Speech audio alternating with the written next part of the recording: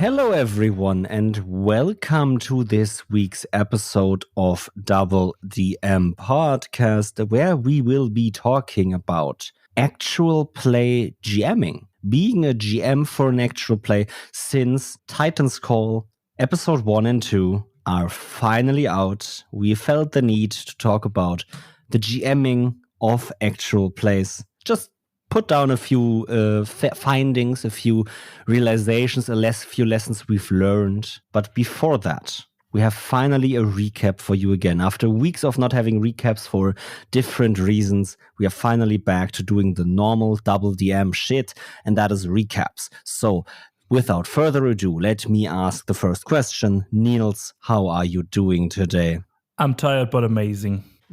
to put it all together, or I feel amazing. I am tired, but I feel amazing. But you are amazing as well. Thank you. But the release of Titan's Call has been a thing that, it has been a thing. It was amazing.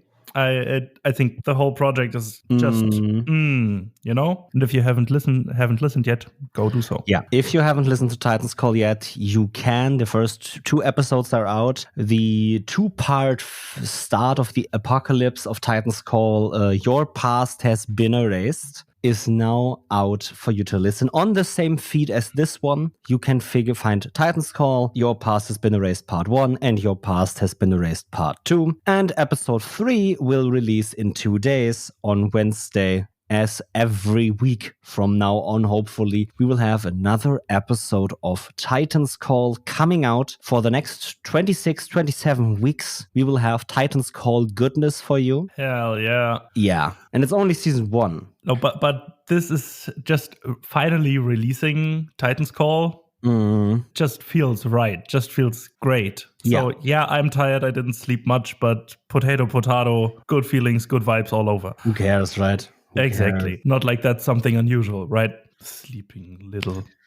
Sleeping. Who Sounds cares? like a normal day/night. Sounds like things people do that have their life under control. Imagine if. Would be beautiful. Not gonna lie. Or at least that's what I'm told. Okay. I couldn't tell you. Yeah, okay. Yeah, I obviously want to ask, how have you received the first 2 episodes? You've listened to them? Yeah, multiple times already. Perfect. It's just fun to watch. And I think listening to the first few episodes again after having played them, I'm just right back in, and oh shit, did I forget to ask some questions, man. I was just listening to it yesterday and thought to myself, hey, why didn't you ask this or that or this and then that? Or I mean, what you the can fuck ask is up with questions now if you want. I'm not going to answer them, but you can ask them. No. I have to compile a list and then throw the whole booklet at you. A beautiful hardcover book right in your face. Yeah. That's going to be the perfect Another thing about the first 2 episodes of Titan's Call is that we also put something into our midroll for both episodes, which is the teaser for our second actual play, The Nestorian Sea. Hell yeah. I mean, people can guess what it's about, what system we are using, and all of the shit about it, right? You can guess all you want. You will figure out and find out pretty soon. In a few weeks, we might be able to actually tease the thing for real and not just put this little 30-second teaser into our other actual play. But it won't be as long as Titan's Call took to produce, and it will be producing and releasing after Titan's Call has finished, or Titan's Call Season 1 has finished. And we've put out the 4-part series of Pathfinder 2nd edition with Pizza Pan from Rise of the Rule Lords. That will also be there because we wanted to try Pathfinder. He volunteered to run the starter adventure for us, and yeah, that was a lot of fun. Hell yeah. So an amazing start in the second month of the new year. It is just amazing shit. Overall, just new impressions / new things getting released, new projects finally seeing the light of day. It's been a blast the past week. Yeah. I mean, we've had the 3-year anniversary week last week. From Monday till Sunday, right? We released the Q&A last week on Monday, then Titans Call episode 1 and 2 on Wednesday. And we also kinda talked a bit about a new project, a new format coming on Friday. On our social medias, right, that we have some new ideas, some new stuff we want to do, something that isn't quite an actual play or DoubleDM, so something in between. Yeah, that is still on the horizon, but we are thinking about it and we want to do it. So a lot of stuff in 2024 for DoubleDM, and we hope to do all of it. Hell yeah. Can't wait. Yeah. And obviously, it's a little thing, but I hope the rewards pay it all off. This entire work we've put in for the last 2 years of Titans Call, the last year for Nestorian Sea, and the last half year for the other things as well, right? It will all pay off at some point, and it will just be amazing. Hell yeah. Right? We don't need to have 1,000 listens or something. I don't give a fuck. But having seen people recept Titans Call the way they have already is quite amazing. Yeah. And I can't wait to get more eyes on it, more ears on the podcasts, and people to excited for this, because I was very excited for it, and I think a lot of other people can be very excited for it as well. I think so, and I think a lot of people should, because it's fucking amazing. Yeah. So what you will have to suffer through is us talking about Titans Call basically probably every week now on the recaps. I'm sorry, but you have to deal with it. It's our show. We are proud of it. We want to talk about. Hell yeah. It's amazing. Besides DoubleDM project stuff, anything fun happen in your week? Yes and no. Kind of. We are finally going to play the campaign that I'm running again soon. Yay. Or starting next week. So I have a lot of prep to do and recap, because we didn't play for 3 months now. Something along those lines. And I'm fucking hyped to play that shit again, because I enjoyed that. I hope everyone else enjoyed that. At least that's what they're telling me. So I have to take them at their word. Some interesting stuff planned that I can't talk about, because I know at least one of my group is listening regularly every week. So no can do. But it will be fun. I hope so. I know so. Nice. But other than that, nothing much really. Usually we play on Tuesdays, and this Tuesday we only played some Magic the Gathering, because 2 of our group were missing or couldn't make it. So we decided way beforehand, hey, let's not play anything there, or just meet up, eat and talk, maybe play some other card games or anything else. That was fun. Fun times, as always, especially in trading card games, where it can get a lot competitive, a bit of yelling, a bit of rules discussions as per usual, the fun stuff. But I mean, what is a Magic game without having at least one discussion about the wording of a card? I mean, it is part of these social and versus games that you scream at each other and shit talk, and exactly, it's part of the fun. It's not a competitive tournament where the where you have a judge to compile the list of rulings, how different worded card texts work in game. And you scream at each other as soon as one person can't scream anymore, the other person has won. Yeah, or as soon as one is too fucked up with the whole situation, or says just, yeah, fuck it, we go with your ruling, that's fine. That's the way rule discussions are supposed to be, right? That's the way it's all supposed to be, yeah. Most of the time not, but it's part of the trading card game thingamajig with at least my friend group, and I guess Emil's friend group. So hey, but normally try to keep discussion civil. Quick disclaimer. Just trying to get that out there. That's been basically my week. Nice. How about yours? Nice. Anything exciting happening except obvious Titans Call? I'm thinking. I'm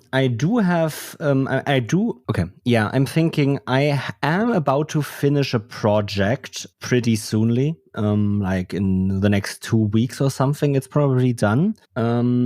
So yeah, and besides that, pretty much everything is looking pretty normal, pretty uneventful. Yeah, February is a lot of work for me, so Titans Call, right? That takes work. Then also, what was it? Normal work. Oh, the Super Bowl is this weekend, or it was yesterday when this episode comes out, which means that I'm gonna be spending the night at my parents' house watching the Super Bowl until like 4 a.m. when it ends, and then go to sleep, and then I have to work at 9 a.m. Fun. Hell so yeah. I'm gonna basically do a half day a half day, 4 to 5 hours of work on Monday at my parents' house, and then go home. That's the idea, at least. So yeah, that's kind of where it's at right now for me. And yeah, right, having projects, work up and stuff like that. I need to do a lot of stuff. I need to get a few things finished the next few weeks. So TTRPG wise, I just haven't done a lot. I had a new session for a new campaign, however, on Sunday last week, which was a D&D fantasy noir, urban fantasy kind of game. Okay. Sounds interesting. Yeah. It didn't. Nothing much happened, to be fair. We just basically met the party. We all got an address in our sleep and went there. And it kind of looked to be some kind of rebellion against the corruption in the city. People that wanted all corrupt politicians and policemen gone, that wanted to deal with the gangs and basically clean up the entire city. So yeah. All right, but fantasy noir sounds fun. Really interesting. Yeah. So far it's kind of fun. We have, what do we have in the group? I think we have a doctor. As far as I can tell, at least, right, we have a druid that is, I think, working in an apothecary or something. We have a policeman, and we have a bar brawler that is basically a hireling for all of the gangs. Perfect. So yeah, typical fantasy, typical party composition for a D&D game, right?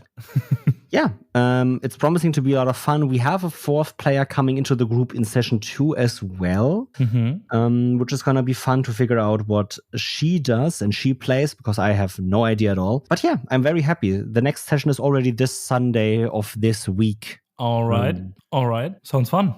Can't wait to hear more. Yeah. And yeah, that is basically all I have for this week. I have nothing else. This is my week. I have a lot of stuff to do. And at some point, I'm going to have more TTRPGs again.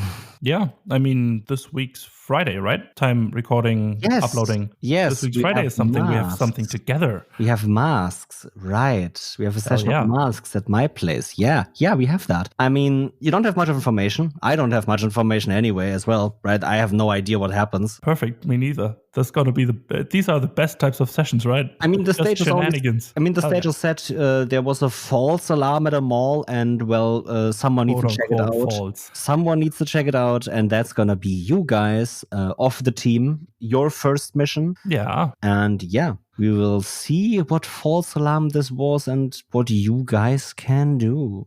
Definitely a false alarm. Sure thing, it was a false alarm. Sure thing, it was a false alarm. Yeah, I mean, it obviously was a false alarm. Yeah. What could be happening? Right? Exactly. We are just there to make sure that just was a false alarm and to represent ourselves in the openness of a mall. Definitely. Yes. Can't wait to see what definitely did not trigger an alarm. Hell yeah. Cool. Yeah, but basically that's been it for me for this week as well. And yeah, can't wait for both sessions. They will be great, I think. I hope. I know. Whatever. Whatever suits you best. Yeah, and I think with that, we are ready to dive right into our episode, right? Yeah, we are. So let's talk about actual play GMing.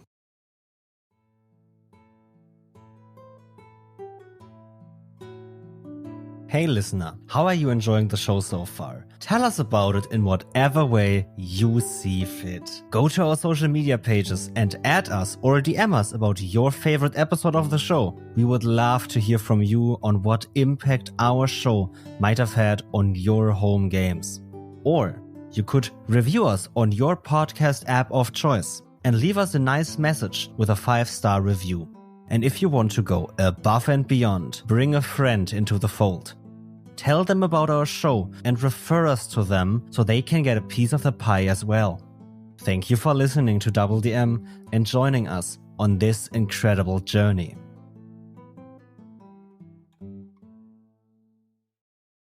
So, Nils, we've both been GMs for actual plays at this point. Yeah. Titan's Call is now releasing. Episode 1 and 2 are already out. They've released last week on Wednesday. So they've been out for like 4 or 5 days. Mm-hmm. And, well, you've also GM'd an actual play for us. Yeah, I did. The second actual play of DoubleDM that we still have a lot of in production, and that will come out right after Titan's Call. And now that we've both done it, I wanted to talk to you about being an actual play GM. Because that is something that is quite a different feeling than normal GMing. And I think some advice that we've at least talked about on DoubleDM doesn't even necessarily apply to actual playing. No, it most definitely does not. Like, I think there's a few things, right, that are obviously applicable. It's still normal GMing. The general gist of it, I think, still works. But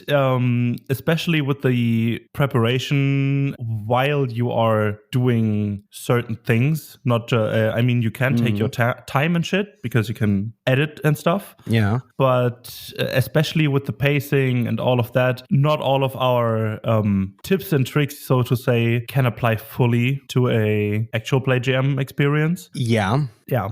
It is a completely different feeling. I wouldn't say I wouldn't want to value any of it higher or lower. It's just a different experience. I feel like, right, the first thing that you have to realize when actual play GMing is that you're not just GMing for your friends around the kitchen table experience, right? Exactly. That's the thing most people, right, talk about. It's not derogatory to say most tables are kitchen tables. Yeah. Because normally you sit around a table and just play with your friends. There's nothing that really says that experience is bad. But when you sit around a microphone, more or less, and GM for your players, which are now just not players, but also basically actors or talents, as you could call it, you need to make sure that experience also is good for an audience. Yeah. And I think that there's a lot of steps to that can be taken by the GM. But even a bigger step than the GM making sure that experience is also applicable to someone not at the table is actually that a lot of people think that work falls onto the GM. Yeah. Which it doesn't.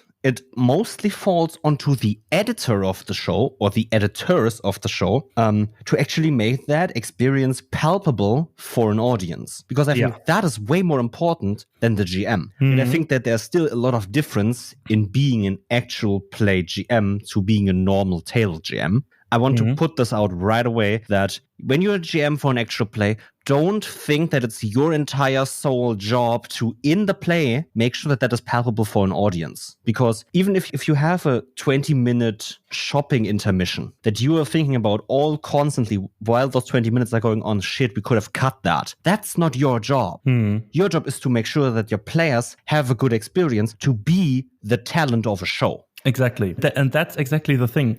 You are not there to just facilitate the rules or tell the story with your players, but to enable your players to be the actors that they want and can be. Yeah. And therefore make the show accessible and engageable for the audience. Because you yourself are an actor as well, because you play all the NPCs and stuff. Yeah. But enabling your players to be the actors that they want to be and can be helps so much with being a good actual play GM, I think. Yeah. Because it just takes a load off of you. Because if you do enable your players to be the actors, to be the actors, it makes things easier for you because then you have more time to think about stuff and blah, blah, blah. But something that isn't in just saying nothing I have to think about. I have to think about things way, but more in there's still stuff happening. Something is still happening that the audience can enjoy. Yeah. And they can just rope the audience in and entice them and keep them there and keep them engaged in the show itself when they are totally immersed in the situation and in the story and in the world itself. I feel like let's go about this more methodically for now. We've both GM'd an actual play from start to finish. I did one season of Titan's Call. You did, where we can basically say it, you did one season of Nestorian Sea. Yeah.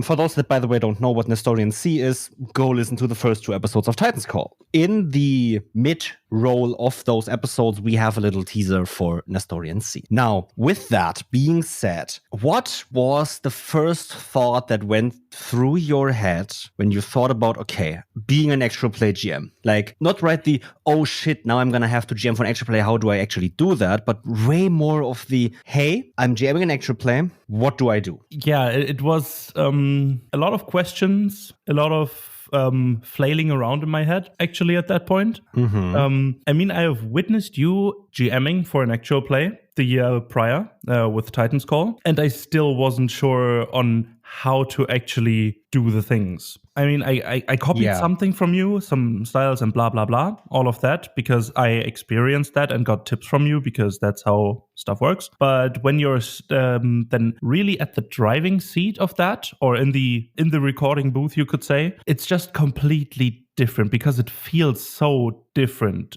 Yeah. And it's hard to describe because it's different for everybody, I think, because it's a very personal experience. On what you feel comfortable with and what not. There isn't really anything that I can say to make that better, except try it and see what works and what doesn't. It was a weird time. I was nervous as shit every time, the first 10 times. The first 10 recordings. Yeah. Of which we did like 9. Exactly. No, but it gets better every time. I think that's a big thing. Yeah. The first time is nerve-wracking, or at least was for me. I think the same goes for you. I mean, obviously it was nerve-wracking. I mean, you could say I'm such an anxious person by design that I didn't really have any more anxiety about being the GM for an actual play than I had already just about being a person. Yeah, okay, but aside from that. Yeah. I know what you mean. It was an experience where I went really into the mindset of, I think when I started, when I first looked at being an actual play GM, I had a big advantage over you because I don't want to step too near towards you. I don't want to be mean, and I don't want to assume. But I think that I've listened to a lot more actual plays than you by indie people. Yeah, way more. You've watched Critical Role just as me. You've listened to Critical Role, but when it comes to like what we would be doing, right? Because Critical Role is a more of a production, really. But when it comes to small actual plays of people doing their thing, I think that I had a little bit of an advantage. Yeah, most definitely. Because I have listened and seen so many indie actual plays. My experience in that regard keeps to one or two smaller podcasts. And listening to your jamming style while I was a player. Yeah. That's basically my experience with actual play jamming before I tried it myself. I think in that regard, even you had an advantage over me, because when I was a player in Nestorian Sea, actually, I had the first 2 sessions, I was really questioning being a player in that. Oh, interesting. I was really thinking, am I a good player for an actual play? Even though I have been a player in actual plays before, right? I did the 4 or 5 episode Call of Cthulhu with Nerdy Excursions, Cody Wells, Hope for TTRPGs, and I think those 3 people. I think I'm missing someone. I think Josh from Roll Together was also part of that. But regardless, I did the actual play with them. And even then I was thinking, am I a good player? Am I doing what needs to be done for being a good player in an actual play? Because I was thinking a good player in an actual play is always thinking about what can my character do next that will drive the current story forward. Yeah, okay. At some point, right, I thought, okay, maybe I'm overthinking too much. Yeah, definitely. Because most people don't think about that. Yeah, but I get that. It felt the same for me when I played Aiden. My head was constantly racing. I mean, per session we played, per episode we recorded, I probably made 2 whole pages of notes in small scripture. Well, maybe that was in part to me being way too giving with the amount of information I sometimes threw at you guys. I wouldn't say that. I just scribbled down everything and try to keep in mind everything and try to piece all of that shit together that is going on and you will hear whenever you listen to Titan's Call. But trying to keep all that in mind and then still trying to find a way to keep the story going and keep everyone engaged and try to interact with as many of my players as possible and some NPCs and all of that was a challenge. I totally get that. But 3 or 4 sessions in, it works. It gets better over time. That's the biggest thing that I can say right there, because the first episode was fucking nerve-wracking for me to record as a GM. I think the intro I biffed like 8 times, something along those lines. It took a long time to get the fucking introduction sentence going. The introduction sentence you heard was quite long, I feel. Yeah, but still 8 times. Come on, man. It's 2 sentences. Get it together, man. It doesn't matter that much, I feel. No, it doesn't, because the audience won't hear it anyway. Yeah. But you know what I mean. From time to time, it got better. And then the last 2 recordings actually only, I did it without stumbling once. Yeah, you did. Yeah. So the biggest thing is it gets better over time. You get used to it. Yeah, the pressure gets better. And no matter how big the pressure was, it still felt acceptable and nice to still do this, even though the pressure was intense. And I think as long as you have that situation, that feeling going where, it's stressful, but it's the good kind of stressful, it still feels rewarding. This is the sweet spot where you want to be. Because if you're still excited about the product that you're producing, it's a good sign. That means there's still passion in it. Yeah. As long as you're still comfortable with having that pressure and that stress on you, that's the sweet spot where you want to be. For sure. Another question I wanted to ask you about actual play GMing and, producing, I think, because right with us, since we're such a small team, kind of the GM has also to take the producer role, also do most of the scheduling, or we all have to take more responsibility than some other shows might provide across a whole different cast of people. You shouldn't compare yourself to the big ones, but what Dimension 20 does, for example, is they release a full document of every single person that has worked on the season in any capacity, right? And since they are on a set recording video content, they have lighting producers, they have people that manage audio, sound. They have a whole documentary coming out about the people that create the miniatures and sets for them. Camera operators. You don't have that in your normal indie actual play. No. But still, when you do an actual play, you're producing a show. And that means there are works like that you have to do. Right? You don't have to have 5 different people that handle audio in your show, because let's face it, you don't have the equipment you don't have the equipment with 5 people handling audio for you, basically. You mostly have what everyone has at home. Normal, amateur, or semi-professional gear, maybe. But still, there's work that needs to be done, and oftentimes that falls to the GM. And for an actual play, what was the work that you did that you maybe didn't necessarily expect to have to be doing? Is that a real sentence? It is. What I didn't expect, to be fair, the only thing that was out of the ordinary for me, in regards to my other groups, was checking if everyone's here exactly at the right time or even a couple of minutes early. Yeah. Would be perfect. Just keeping the timing right and looking at how long we are going to play. That was the only thing that was completely new for me. Basically, having a set timer on an episode, more or less. If you meet up for a recording, you have a more or less set time frame in what you can record. Because people have shit to do. Surprise. When it's not their job, they have other shit to do on a Sunday, for example, or whenever. That was new. And trying to keep a steady schedule. Or a rather coherent workflow in terms of recording sessions. That was the thing, which is hard to do on your own because, No, I want to interject there because I think that's very, very important, because normally, right, when you do a session of TTRPGs, right? The thing about note keeping you already mentioned. That's why I kind of came to that. You want your players in a normal campaign, right? You want them to remember most things. But let's be real. If they forget a crucial detail of your story or of the game, there you go. You get it again.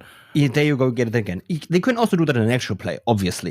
But in an actual play, since it is a show and it is presented to people that will perceive it in a different way than you do as a player at the table, right? Between recording sessions, there might be a month or two of delay, and you forget a lot of stuff about that in that time. It's just normal. But for a listener, if you still keep a regular schedule in uploads, they might only have 1 week between sessions. Or not even a week, because they binge through the whole show in one sitting or 2 sittings, and they listen to episodes back to back. If there's a big gap between those episodes and the players have forgotten all their knowledge, it will feel off to the listener. And I think that is the most important part I realized, especially with Titan's Call being this mystery campaign, where it's all about the information that you get and the foreshadowing I present to you guys that you have to remember. I was thinking really hard on how can I make sure that you guys remember the important information, or how can I make sure that in the episode that we release to people do not think too much or don't get halted too much by you guys forgetting crucial details or not noticing important parts. How do you make sure that all stays coherent? And that was a very big question for me, because that is, I think, the biggest difference. Player as audience and audience as audience, more or less, right? The audience does not have a delay between sessions, or at least they only have the delay that they have themselves mostly, right? You can have a week, 2 months between sessions. The audience might have even longer than that, or they might have none at all.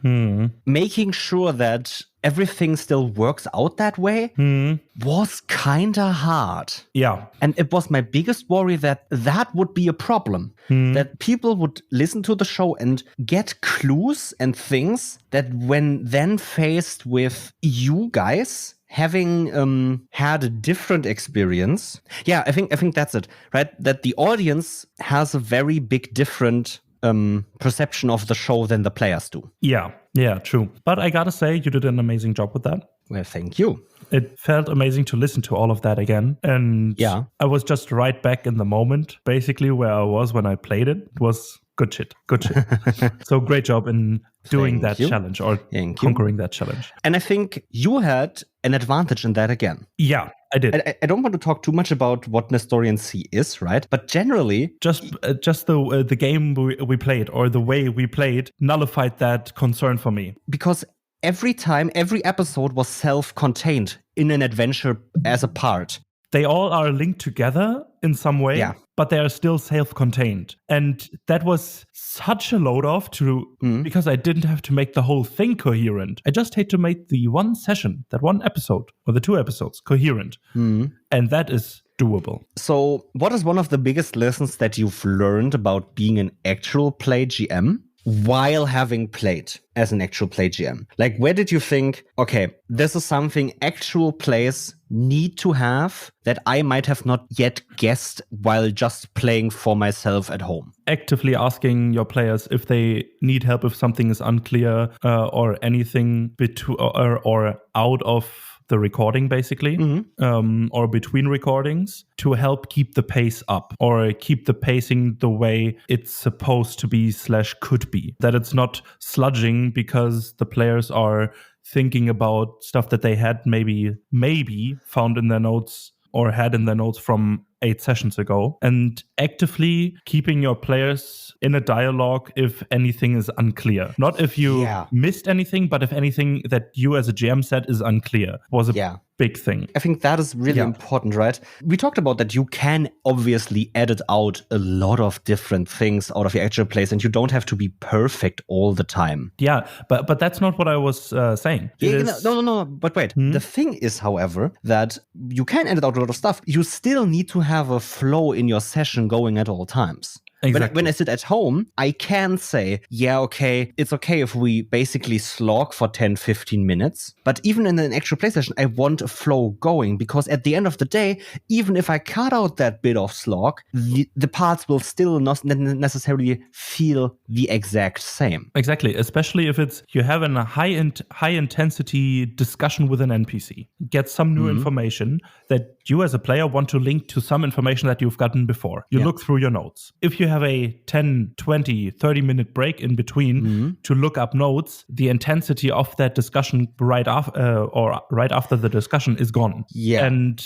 then playing the in-game, the thing that happens right after that discussion is difficult to maintain the same pace, the same energy, and the same feeling of it. In a home game, you can just say, look through your notes, discuss, we can discuss all together, just get some pizza. The pizza is here anyway, so just eat something, discuss it with each other, and all is good. You can't do that in an actual play. While you're talking about food, one of the worst things about an actual play is when people are eating while playing. At a home game, right, it is no big deal. You can speak with your mouth full, but for an actual play, it feels terrible. Yeah. And I think the one big advice I have for people doing an actual play, I'm not forbidding my players to eat or drink or go to the toilet while playing. Obviously, I can't. They are people, they have needs. And when one of my players is thirsty, they should drink. And right for podcasts, I advise drink water. I know it sounds dumb, but even drinking coffee while playing is gonna be different than when you just drink water. And especially with food, however, it's incredible because when people talk with their mouth full at a normal table, right, you can understand them, sure, but it's not gonna be a pleasurable listening experience for someone listening to the podcast. It's gonna be irritating. It's gonna be and maybe if it's gonna be even more intelligible in an edited podcast or in an edited experience. Because what I've learned is I can understand a lot of people in the moment because of context. Yeah. Our brain fills in a lot of different things. But in an edited experience, that context feels completely different. And you have the control over the context a bit when you edit a podcast.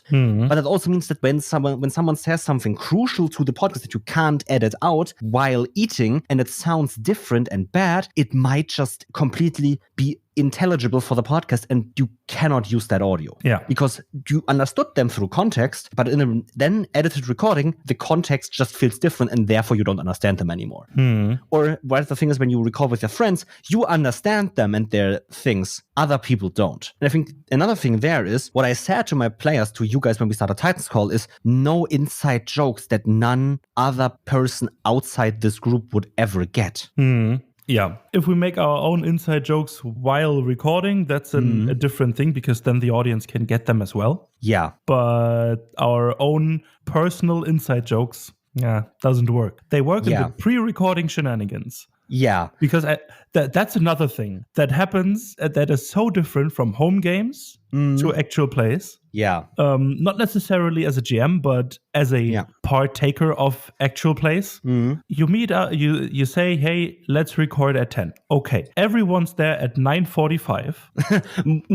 No, but in a perfect world. I'm sorry, but what you have to expect is when you say let's record at 10 for 4 hours, plan till 3 p.m. Yeah, and recording starts at 11. Because people will be late. And I think one of the big things for an actual play that I have found is, you need that group synergy. Yeah, that's hugely important. And as a GM, I have a big proponent of the first 10, 15 minutes of my session time might go down to small talk.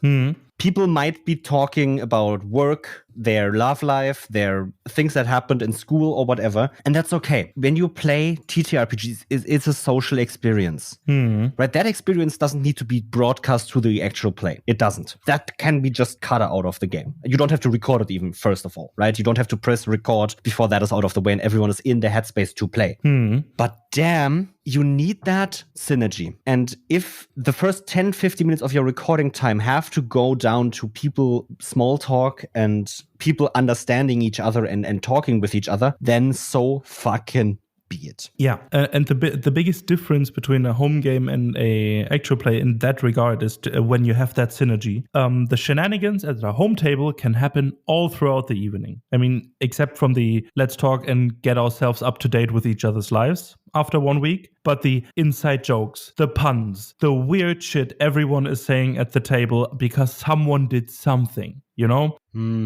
That is something that happens at a home table all the time while in session, while you are playing, because there is nothing to distract from except the story itself, but the experience is still enriched by all of that. But in an actual play, it is the complete opposite. If you have anything that isn't related to the story or the actual play itself, it is super distracting from the experience as a listener. And at least from experience, we all got that out beforehand. Not always, but most of the time. And then we were ready to record. We were in the headspace of, hey, okay, every weird shit is out. We got ourselves up to date with our lives. Let's fucking go. And I think one thing you need to be kind of aware of when playing an actual play, that everyone is aware of the format. Yeah. Everyone is aware of what is happening at the table. Like, everyone is aware of what is happening at the table. Everyone is aware of how it will be broadcast to the world. You are not just playing at a table. I mean, there are actual plays that are, right? Most actual plays start that way in the space. That's just the way it is. People going, okay, hey, we have a fun home game. Let's just broadcast that to the world. And then they record their 4-hour session and just upload it. If that is your vibe, go with it.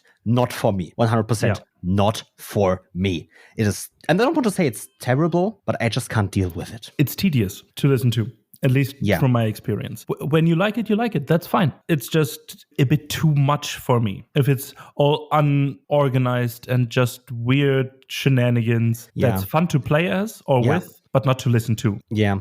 I'm not saying you have to change the way you play to make sure that it's palpable for an audience, but be aware of be aware that an audience is listening. That counts to inside jokes, that comes down to, right? For example, when we were recording a podcast, you cannot use facial expressions. Yeah, that's a big change. It's a big thing. But when we're sitting in a recording room, when we all have our cameras turned on and we play, there is going to be some communication through facial expressions and through and through basically all other things, right? Yeah. And I think the thing is here that the best way to describe it for me is, it's okay when you use your facial expressions to communicate with each other. And I think even the thing is, when you record a podcast and have webcams turned on, Nils and I have developed this little system where we can use our hands without any sound to tell the other, you need to be louder, you need to be quieter, you need to move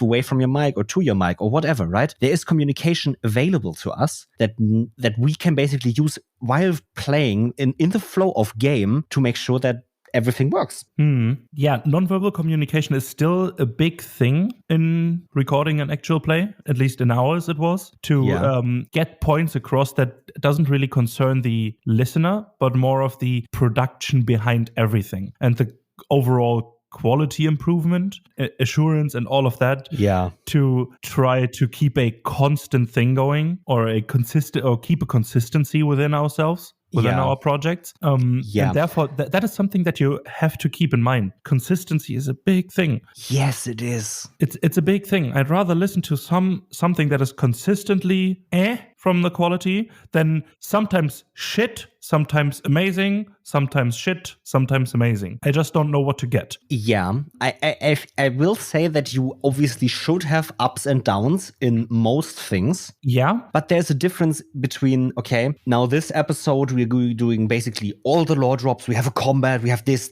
right? Especially with your first episodes, if you set a precedent, you need to somewhat make sure that that precedent is somewhat kept up. Yeah, I'm not saying, right, if you have a combat in your first actual play session, you need to have a combat in every actual play session. That's not what I'm saying. But if you set a precedent, generally consistency is good. And consistency comes in a lot of different ways. For example, there are a few actual plays where I've seen this, where people have then said, okay, yeah, XYZ player is not here today because they are sick. And oftentimes I'm thinking to myself, why did you feel the need to record without them? If there is a good reason, for example, the character is currently not part of the gameplay loop anyway, because the party is split in whatever way possible, okay, no big deal. And I think the thing with consistency, to just interject there, it doesn't mean you have to be on a straight line whatsoever. There can be ups and downs and should be ups and downs to make the ups felt more and the downs felt more as well. Yeah. But don't make it a fucking roller coaster.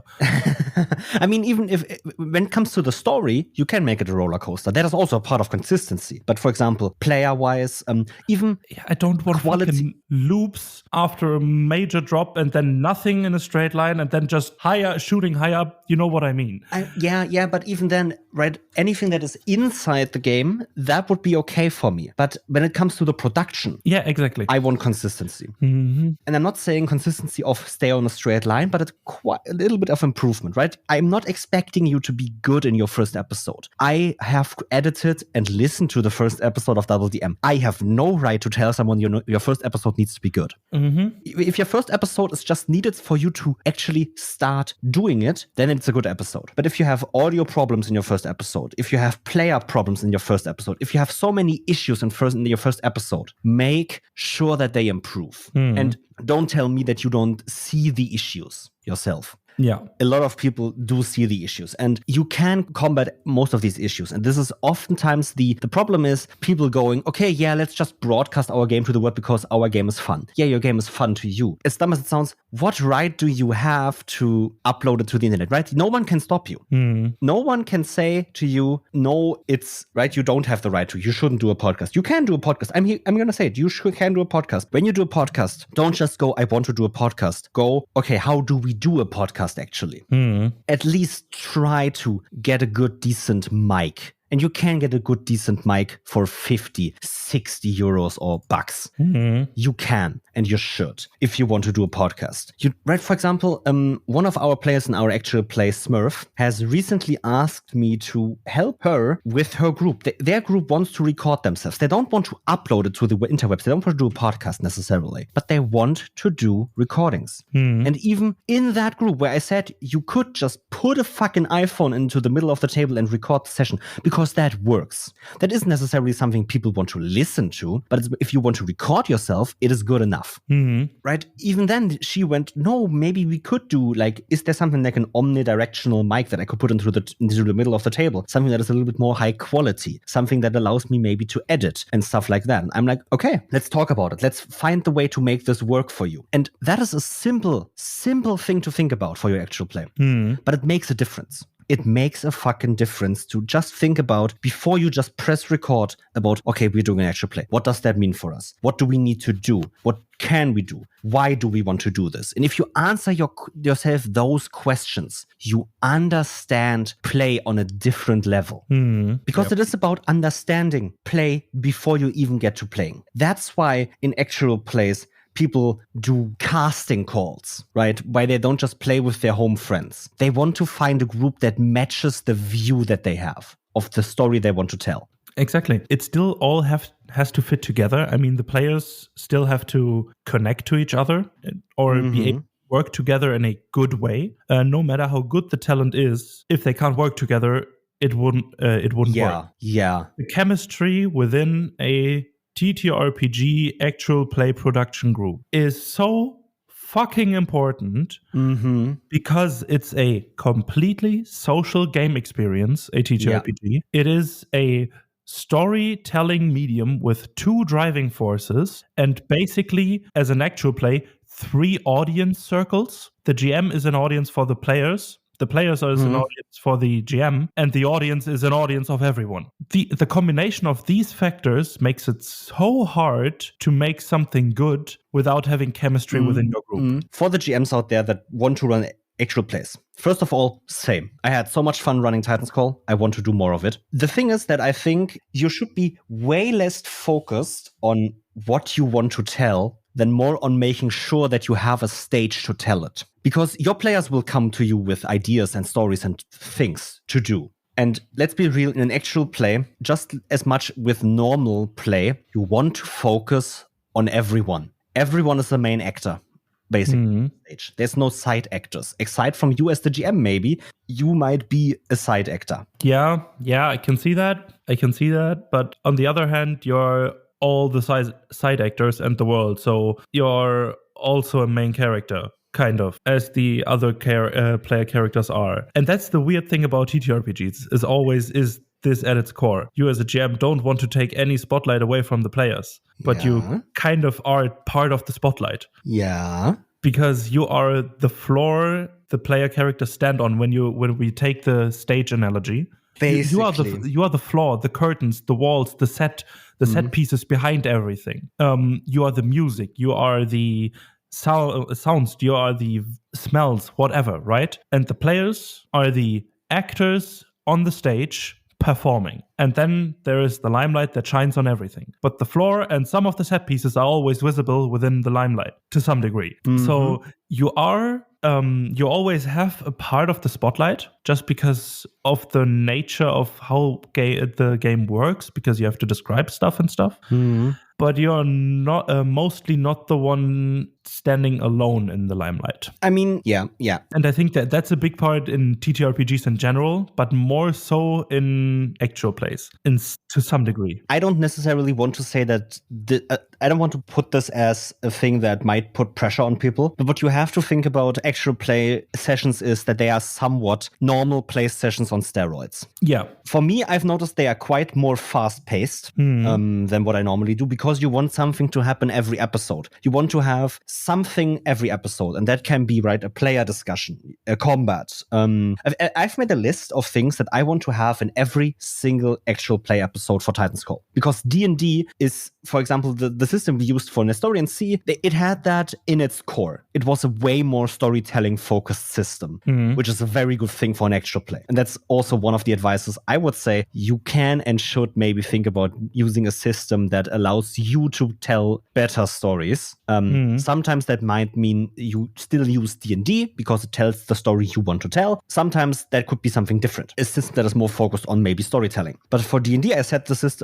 basically, okay, I want to have one of these few things every session, so that I can have basically one high point every single episode. A player character discussion, a combat, a reveal, a lore drop, a reveal, something that basically drives the mystery forward. Because for Titan's Call, there's the player characters, the enemies, or the cult that people have now been introduced to in episode 1 and 2, which basically is going to be the villains, and the mysteries in general of the world. Something different of the world. Something that has has nothing to do with these villains, maybe. And I want, in either one of these areas, I want to basically up the track of that session. Yeah. And yeah, when you drive one of these 3 areas, or one of the areas you set beforehand forward in your game, because that is what your game is focused on, then you have a good session. You don't need to do everything every session, but you need to do one thing. You need to do something. Because when you do something, you have a good session. You have something that listeners can latch onto. That was the point of the session. Because every episode needs to have some kind of reason to the overall story for it to be good. In an actual play, at least, right? Yeah. It can be a good episode in and of itself because it has a very good combat. But if that combat is somewhat pointless, it is still a good episode, but it needs to drive the story somewhat forward. For example, this is going to be a little bit of a spoiler for Titan's Call, but we had a bandit combat that was very split about. Because did I need it? Yeah. No. Did it enhance the story because it gave you guys one more option to roleplay and do something cool? Yeah. So was the combat pointless in the end? No. It didn't drive it didn't drive the story forward or the mystery forward, but it did drive you guys forward. Yeah, it finally made us talk, basically, about certain things that you will hear about when you get to the combat that we just talked about in Titan's Call. When setting up an actual play, I think about sessions and episodes a lot more in the sense of what is something that can happen today that is going to be cool? Because let's be real, you want your audience to be excited to listen. You want your players to be engaged in playing. And you do both of those things when you think about not, okay, what can happen today in today's session? What can I prep for the session? What is the flow of the session? But way more, what is one good thing I can put into this session? Because most episodes for actual plays, at least for podcasts, are shorter. Yeah. And the thing with that is, I think for the first few episodes of the actual play I GM'd, it was the complete opposite of that. The pacing was just too much. There was not enough downtime for you, basically. And that's something that you have to keep in mind as well. It shouldn't be a sprint. There should be highs and lows in pacing as well. There needs some time to cool off and discuss things, and not just run through everything to get everything that you wanted or should have in one episode or session. Yeah. And once we figured that out, it got so much better. But yeah, that's something to think about as well. Yeah, pacing and they are usually way higher paced, with a way higher pacing than your normal home games, but don't overdo it. That's a big, big thing. Don't overdo your pacing. Keep it still to some degree calm. And to latch onto your point before that, it's actual plays are just so much more than your home games in terms of exhaustion for me. I love to play in Titan's Call and to GM for Astoria. But I gotta tell you, after those 4.5 hours of recording, I was done. Each time I was just done. In a good way. In a good way, it was not just all is bad. I'm tired. No, I was just exhausted. Like when you had a good day in the gym, but with your mind. You know what you know what I mean? Yeah. I know you can't move anything anymore, but it still feels great. The same thing happened to me when I was a player in Titan's Call and a GM for Astoria. Yeah. I was just done. I just wanted to lay on the couch, watch a movie and eat some pizza or something. Yeah. And that's something to keep in mind as well. You are drained way more quickly than in a home game because you're always thinking about, okay, what happens next? What can happen next? What could my players do? Ba, ba, ba, ba, ba, ba, ba. All these different thoughts race at 1 million thoughts per second, basically. Yeah, and for sure. Therefore, you have an amazing session every time, but you are done afterwards. 100% for sure. It just feels different than playing at home. It's just a different feeling. Last thing of the day, last thing of the episode. For you, what was the biggest difference in playing and GMing actual play to normal session? The biggest difference and what you learned from that. What surprised you, basically? In playing or in GMing? Both. Both. If there's one thing that is the same for both, then just that one thing, I mean. Right? Okay, let me think. The biggest thing that I had to learn and learned through playing or being an actual play GM is to watch at the look at the time and keep the pacing to a good level to still get finished within a certain time period without rushing everyone. That was something that I had to learn and I tried to learn. I don't know if I succeeded. That's for you to decide. But I think I did a better job at the end. It got better over time. That's an important thing to try to improve on. Yeah, I feel like that is very true. The thing is, in a normal session, you don't think about how much time do I have left, mostly, right? Maybe you think, okay, we have to finish playing in half an hour, so I should look for a point to end the game now as a GM and maybe even as a player. But generally, right, you're not thinking too much about the time. In an actual play, it is one of the driving forces of your session. You need to go, okay, fuck, this is gonna be happening in play. How do I deal with it? I think one of the other things is that in an actual play, it clearly shows when there is a mismatch in the shared fiction. And right, it's easy to clear that up. But I feel like you need to always think about how do I best convey something to someone that is not currently at the table and has a different context to things. You need to be very precise in what you talk about in a few things that you do. Agreed. So with that, I think we dissected that topic to a certain degree at least. I mean, we've talked about that topic quite a few times, right? With Ben Newborn, with Eric Silver. But now I just wanted to talk to you about it again. And yeah, right, it is different. Actual plays are different. And I think one of the big things that people have to learn, especially right since this medium is still kind of new, not everyone is made out to be actual playing. Not everything needs to be an actual play. It is okay to just play for your home game. But if you want to do an actual play and have put the thought into it, I think your actual play is going to be great. And with that, thank you all for listening. Hear you on the next one and bye-bye. Bye-bye. Thank you for listening to this episode of DoubleDM. It appears you liked this one. What we had to say and our advice helped you. Why not show us how we helped you in a rating? Or even write a review detailing us how we helped. You can do this on the platform that you are listening on right now. It's just a few clicks, doesn't take long, and helps us out. It gets us out there and our advice into more ears of more people. Thanks again for listening and joining us on this amazing journey. Have a great day and hear you on the next one. Bye-bye.